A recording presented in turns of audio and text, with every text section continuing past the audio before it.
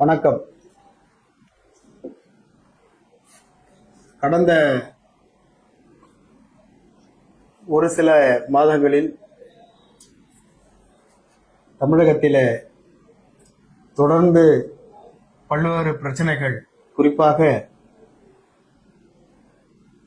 தினசரி படுகொலைகள், போதைப் பொருட்கள், ஆணவ படுகொலைகள், பாலியல் பலாத்காரங்கள், இது போன்ற சம்பவங்கள் தொடர்ந்து நடந்து கொண்டிருக்கின்றது. தற்பொழுது கடந்த வாரத்தில் தூத்துக்குடியில் இருக்கின்ற கவின் இன்றைக்கு நாட்டையே உலுக்கி இருக்கின்ற சம்பவம். பட்டா பகலில ஒரு வாலிபரை வெட்டி படுகொலை செய்திருக்கிறார்கள். அதற்கு காரணம், படுகொலை செய்தவருடைய சகோதரியை அவர் காதலிப்பதாக சொல்லி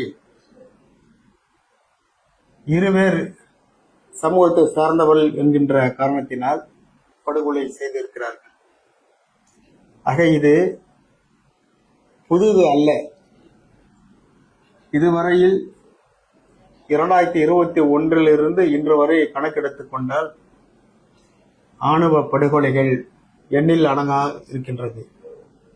ஆகவே இதையெல்லாம் நாம் கண்டிக்கின்ற வகையிலே அரசுக்கு கவனத்தை ஈர்க்கின்ற வகையிலே தொடர்ந்து இளைஞர்கள் ஆணவ படுகொலை செய்யப்படுவதை கண்டித்து, இன்றைக்கு நடந்திருக்கின்ற கவினுடைய படுகொலைதான் கடைசியாக இருக்க வேண்டும் என்கின்றதோடு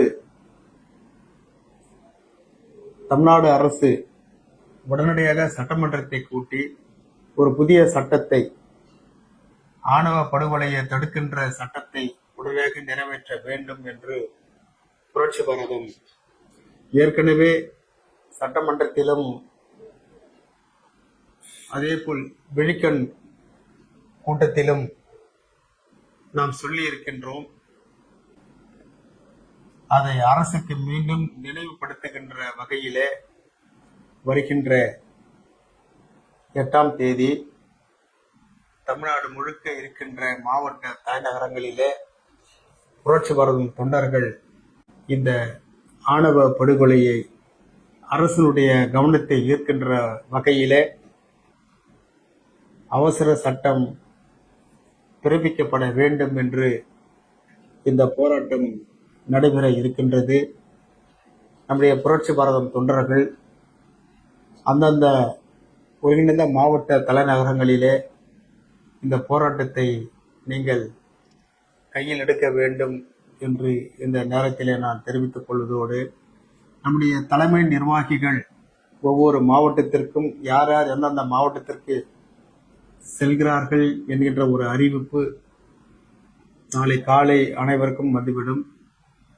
அதன்படி இந்த போராட்டங்களை நீங்கள் அமைதியான முறையிலே அரசுடைய கவனத்தை ஈர்க்கின்ற வகையிலே உங்களுடைய கோஷங்களும் உங்களுடைய அந்த போராட்டமும் இருக்க வேண்டும் என்று நான் தெரிவித்துக் கொள்வதோடு, நான் திருவள்ளூர் மாவட்டத்திலே நான் கலந்து கொள்கின்றேன். மற்ற நிர்வாகிகள் எல்லாம் அந்தந்த மாவட்டங்களிலே கலந்து கொள்ள யார் எங்கே கலந்து கொள்கிறார்கள் என்கின்ற ஒரு அறிவிப்பு நாளை வெளியிடப்படும் என்று நான் தெரிவித்துக் கொள்கின்றேன். இந்த போராட்டமானது எதிர்காலத்திலே இது போன்ற சம்பவங்கள், ஆணவ படுகொலைகள் நடைபெறாத வண்ணம் அரசு இந்த போராட்டத்திற்கு பிறகு உடனடியாக இந்த சட்டத்தை உடனடியாக நிறைவேற்றுவார்கள் என்று நாங்கள் எதிர்பார்க்கிறோம். நன்றி.